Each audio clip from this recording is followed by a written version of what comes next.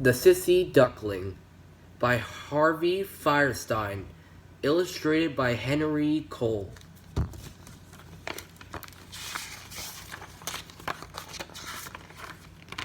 Elmer was the happiest duckling in the whole forest. He loved to build things and paint pictures and play make-believe. He also enjoyed helping around the house and was especially fond of decorating cookies.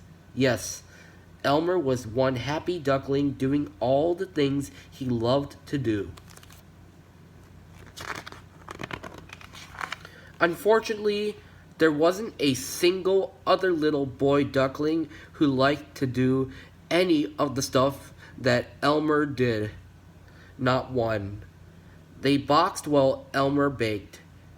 When they built forts, Elmer made sandcastles. They had a football game, and Elmer put on a puppet show. Sometimes Elmer played with the girls, but most of the time he played alone. "You'll never get along in the world if you don't learn to play with others," Papa Duck told his son. "It's time for you to learn baseball." "How about I put on a halftime show instead?" offered Elmer. Papa Duck just shook his head.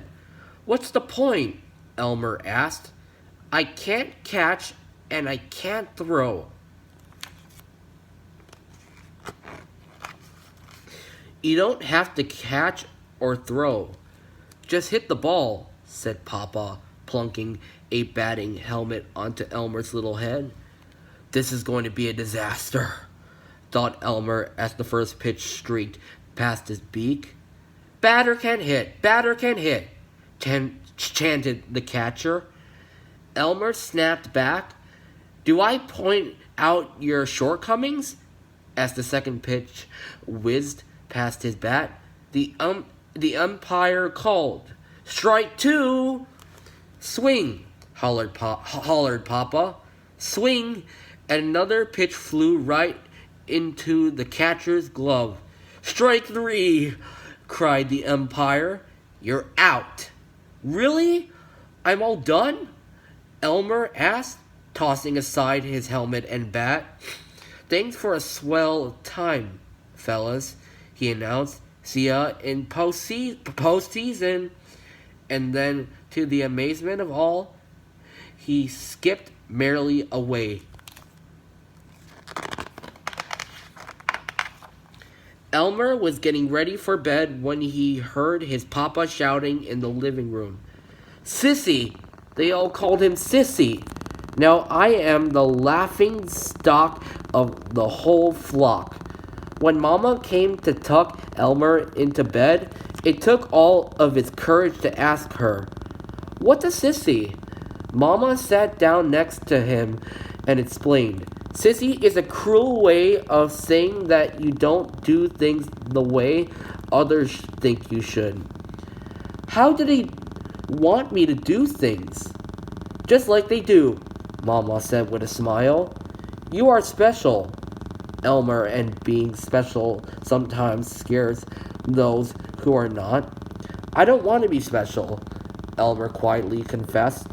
"But you are," Mama said, holding Elmer close, "and one day you will amaze us all." Elmer arrived at school the next morning to find Big Bully Drake Duckling blocking the path. "No sissies allowed in my school," Drake squawked. Elmer faced him down, bill to bill. "You are just angry because I do things differently. But one day I will amaze you all." "Who fed that line?" Drake chuckled. Elmer bellowed back, "My mama." "What a sissy!"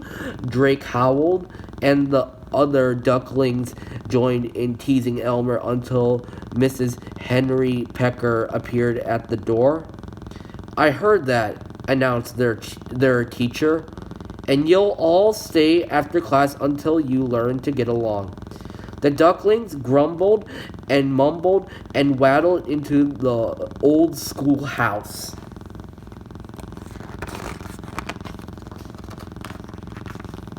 Because everyone blamed Elmer for having to stay late, he decided it would be wise to let them leave school first. He took a good look around before stepping out from behind the door. Alone at last, he said to himself and started down the path. See, there's nothing to worry about. "Wanna bet?" came the thundering reply. Drake sprang from his hiding place, his fist raised for a fight. Elmer had no time to think.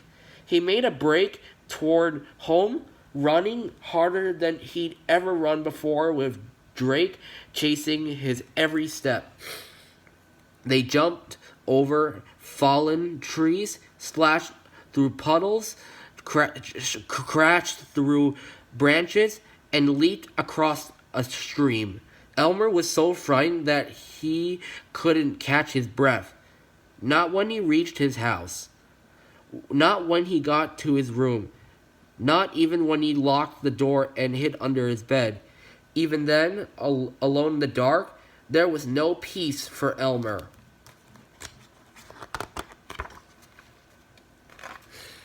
He ran away instead of fighting, Papa bellowed. He was being chased, Mama argued back. In a few weeks we will all fly south for the winter. It will be every duck for himself. Only the strong will survive. If you'd stop thinking like a sneaker criminal, you'd see that Elmer is just as strong as any other duckling. Elmer is a sissy. Elmer is your son, Mama pleaded. He's no son of mine, declared Papa. Poor Elmer heard his father's words, and his heart crumbled to pieces. What do you do when your own papa calls you names?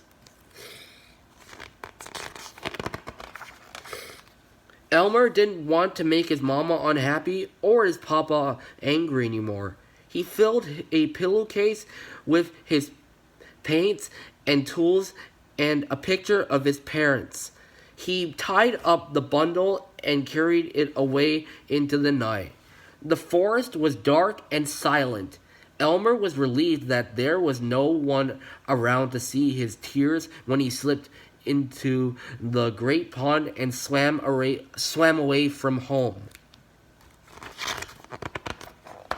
Elmer stepped onto the opposite shore and looked around. He found an old hollow tree hidden deep in the forest.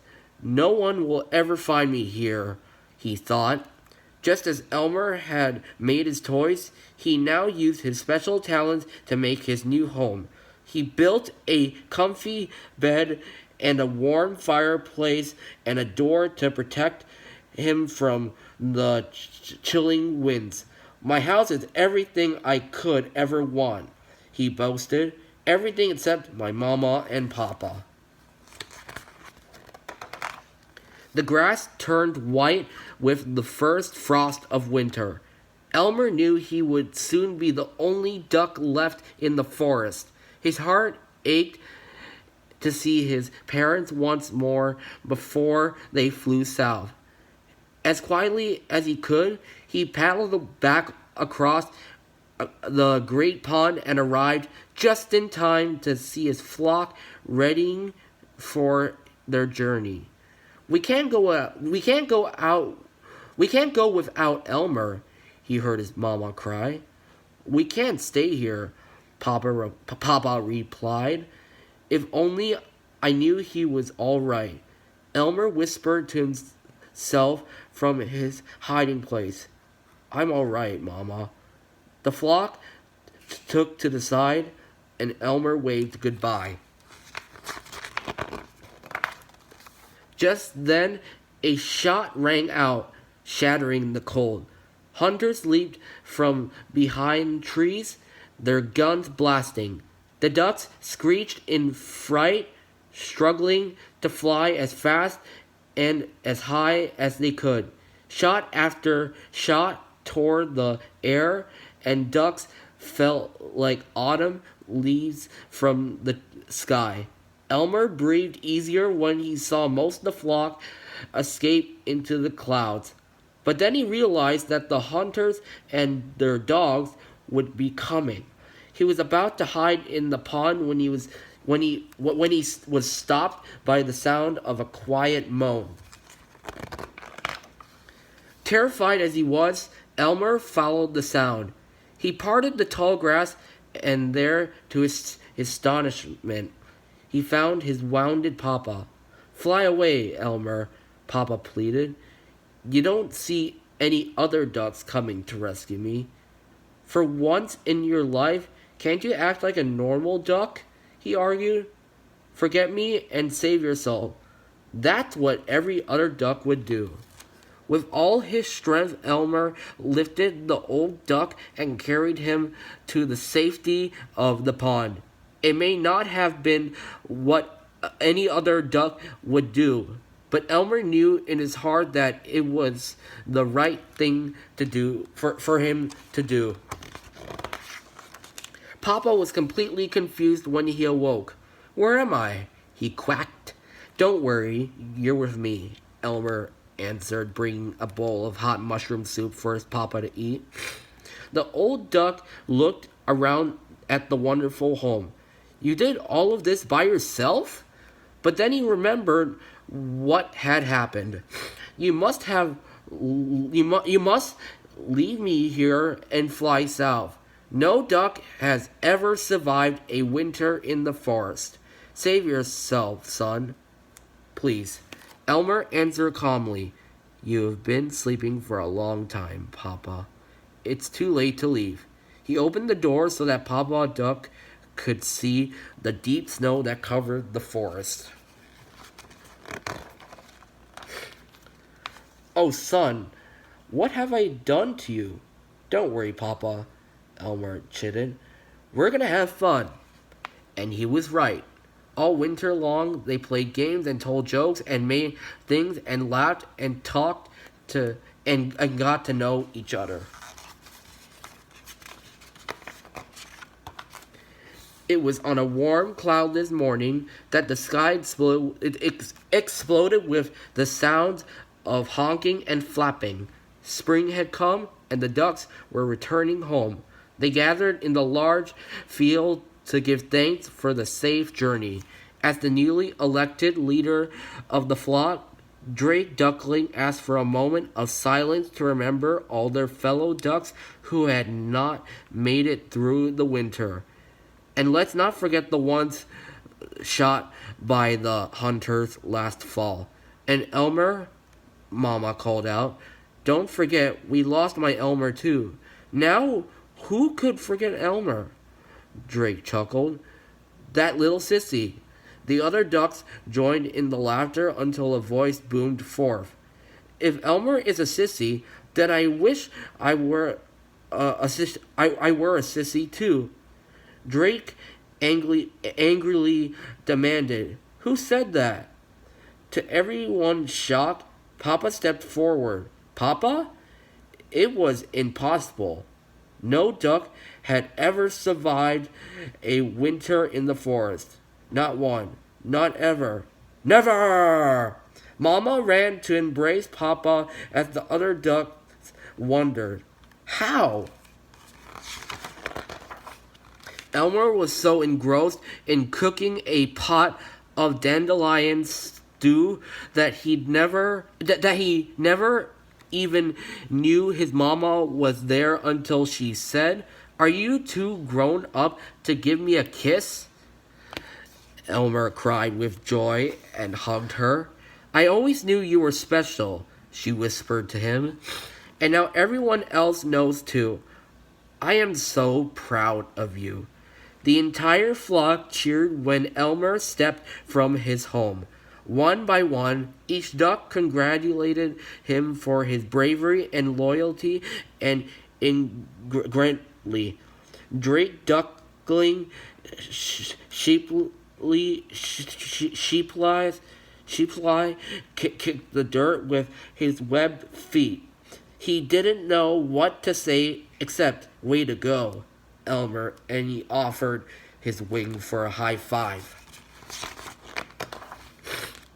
Elmer took a deep breath and then spoke his mind. I want to make one thing perfectly clear.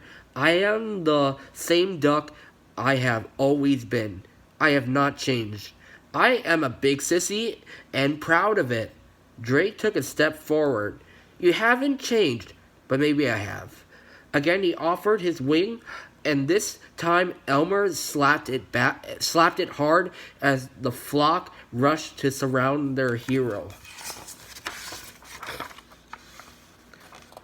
Over the years, Elmer learned that he was not so very different after all. Out in the world, he met lots of other ducks just like himself. No, Elmer was not so different, but he always did remain special. The end.